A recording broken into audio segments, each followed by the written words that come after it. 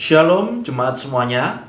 Mari bersama kita mempersiapkan diri kita untuk masuk dalam saat teduh hari ini, Jumat 19 Agustus.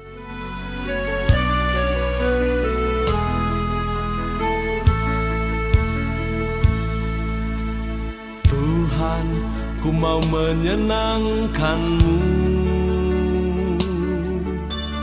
Tuhan, bentuklah hati ini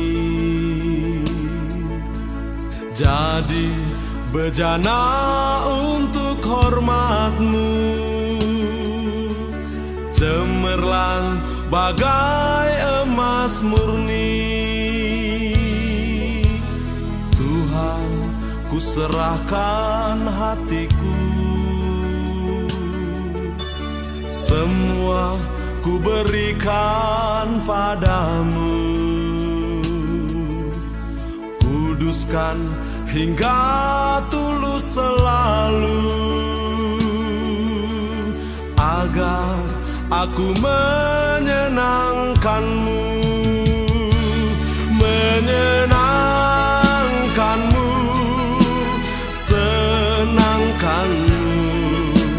Hanya itu kerinduanku, menyenangkan-Mu, senangkan-Mu. Hanya itu kerinduanku.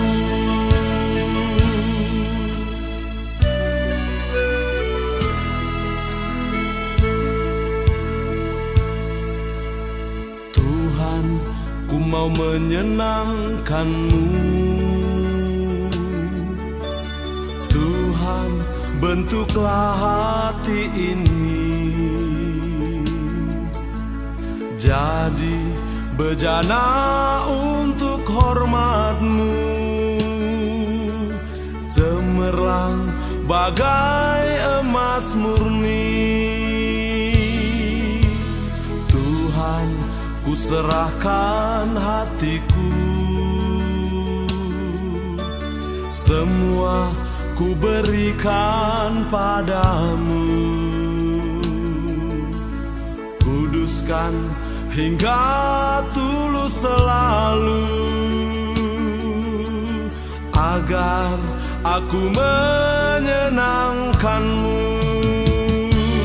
menyenangkan-Mu, senangkan-Mu. Hanya itu kerinduanku, menyenangkan-Mu, senangkan-Mu. Hanya itu kerinduanku.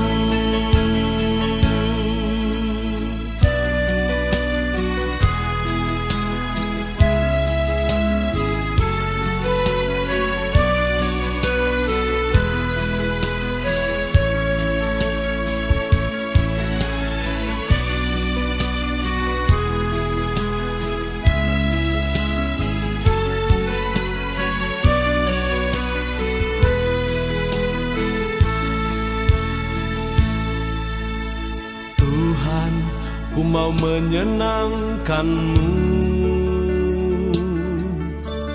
Tuhan, bentuklah hati ini jadi bejana untuk hormat-Mu,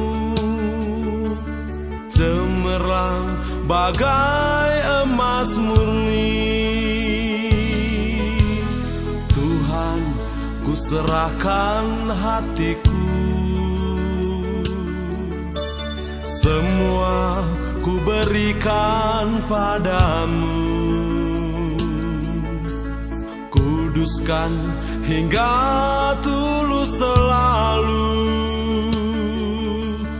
agar aku menyenangkan-Mu, menyenangkan-Mu, senangkan-Mu. Hanya itu kerinduanku, menyenangkan-Mu,